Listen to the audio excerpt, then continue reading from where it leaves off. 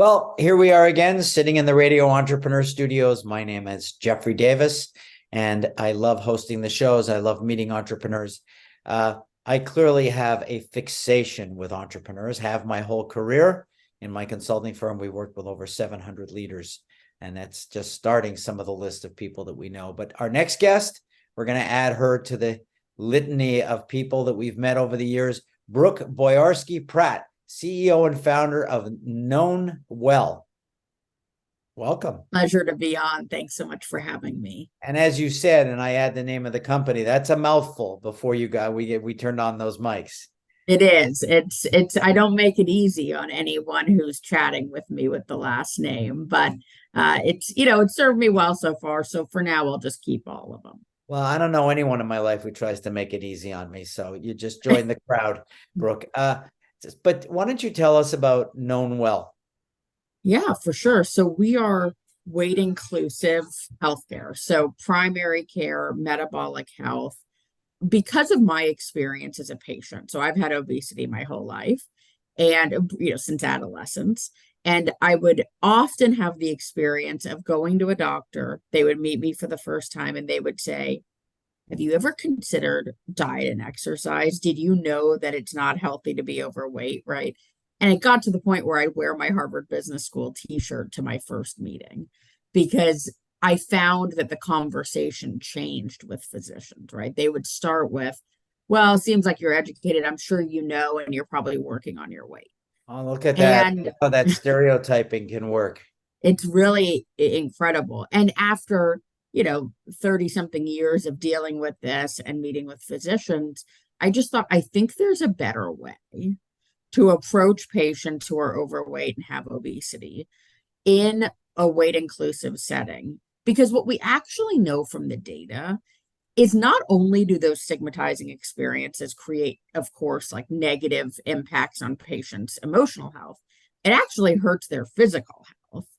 If a doctor has a stigmatizing conversation with a patient like that, the patient actually gains more weight than if the doctor had said nothing. And once I realized, it's the standard of care in America is making people worse, right? So once I realized there were so many people who face these same challenges I did, I just thought, I guess I need to do something about it. So we see patients for primary care where we don't just yell at them about their weight and we treat them like a person. If they want to change their body size, we have comprehensive metabolic health. And for a lot of patients, they choose to see us for both. We see them in person and virtually. We started recently, but it's been great so far. You trigger a lot of stuff that goes on for me because my mother, an obesity ran in my family, was diagnosed 1954, a brittle type 1 diabetic. And, diet saved her life. I would say that. And she ended up teaching at McGill Medical School on diabetics how to eat. So growing up in my house was not the best place to eat if you wanted to eat for fun. So you had to have good habits from day one. I give you a lot of credit for addressing this issue because obesity is an issue in America, isn't it? And it does have immense psychological damage on people. And it's such a multifactorial issue, right? So, we know about 70% of the US is overweight or has obesity. What you're sort of seeing in that, just an unbelievable number when you look at other westernized nations. Yes, though interestingly, you're seeing the same trend, right? But they're lagging behind the US, so to speak. And if you look at the data over time, what you see is while the percent of the US is creeping up, what's actually happening more rapidly is the obesity line is sort of going higher and the overweight is sort of staying flat. So you're seeing this change in severity in the US and again starting to happen in Europe and other nations as well. And I think it is already, I hate to speak on behalf of everyone who's ever struggled with their weight, but having talked to many people, there are very few people who walk through life not realizing that they struggle with their weight, right? So I think the last thing they need is to go to a doctor or a lot of other situations and be told, it's really bad, you're overweight, you shouldn't be, you need to try harder. Geez, my doctor says it to me in every meeting. Right. And it's like, has that Lose more weight. right? I mean, you should just Single doctor's appointment, 10 more pounds. yes. And listen, I want to be really clear. Physicians are doing their best. They generally get less than 4 hours on nutrition and obesity in medical school for a complex chronic disease. So they, generally speaking, they just don't have the tools, the time to be able to talk to patients in a way that's helpful about this. But I think the one thing that I think with GLP-1s in the news right now, Ozempic, Wegovy, all these others, with the rise in obesity, I think we're just seeing a lot of sensationalized headlines because it is a big deal. But I think what we tend to lose focus on is the individual patient and the experience they have day to day. And that's really what we're here to change. So what is your revenue model? So I understand the purpose and the mission of what you're doing to try to help people. How are you making revenue? And I know coming out of McKinsey, you know how to make money. We're doing our best. So really simple. We charge insurance.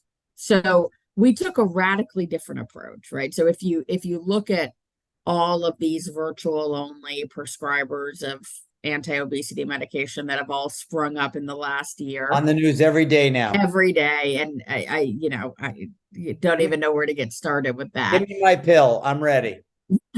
But they generally they're cash pay, right? So like you've got to pay them $1,500 for the year. They'll give you a prescription that really folks should already be able to access if they're eligible through doctors who take their insurance. So we had this radical notion, which was like, we should be doctors who take insurance. So not only do we take all commercial plans, we take Medicare and Medicaid as well. We have a huge mission around accessibility for this care. So just like any other doctor's office you go to, when it comes to the financial side, you come to us, we charge your insurance. If you've got a deductible or a copay, you'll have to pay that, just like any other doctor's office. But we really, everything we provide, whether it's meeting with physicians, nurse practitioners, dietitians, health coaching, the whole comprehensive system, we charge insurance. So it's a full program, cognitive, behavioral, covered by insurance. I assume you have facilities where people come in to see you or your organization. Certainly not me. That would be bad for everyone. But yes, so we've got our first clinic is open in Needham, Massachusetts. We ask people if they can to come in once a year. And especially for primary care patients, right? Because like there's a bunch of stuff we do that's difficult to do virtually, like a pap smear. But everything else, we can certainly provide most or all of our services virtually. So folks don't have to come in a whole bunch if they don't want to. We can do a lot of testing in the clinic for folks interested in metabolic health, including resting metabolic rate. So like how many calories are you burning, body composition, a whole bunch of other interesting stuff. But again, regardless of why they're seeing us, if it's just a supportive environment for primary care or to change their body size, we use a combination of virtual and in-person so that it's most convenient for the patient. I know my next question is qualitative, not quantitative, but I have my own bias. Do you find your population to be more gender specific, age specific? Definitely gender specific. So both the research validates this, and we're already seeing it in the clinic, which is it is more likely that women seek treatment, whether it's primary care or obesity, right? Right. And then they generally bring in the rest of their family. We actually, on the metabolic health side, we see 13 and up. So there are cases where we're seeing the whole family. But we definitely see women, sort of generally speaking, coming first. So we lean more heavily towards women in our patient population. Age, it's really all over the board. I mean, we see sort of everybody. In terms of women and men, and if, again, I don't want to ask questions that you don't want me to ask, is there a tendency to make different expressions about how they view their own obesity?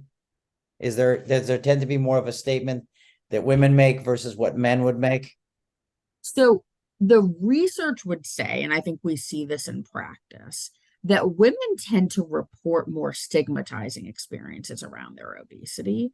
Um, Men do too, but it either seems to affect them less or they rate it or discuss it as having affected them less. Sometimes it's hard to actually pull that apart. But what we're finding is for women in particular, the idea that they can go into a physician's office and not have to worry that they're going to get lectured, or when they complain about pain, someone's going to say, well, you should just lose weight, the pain would go away. Like, while that message certainly resonates with both genders, we see it resonating more poignantly with women, which I'm sure has to do with lots of cultural things that exist in the US, but we definitely see that message resonating a lot with them.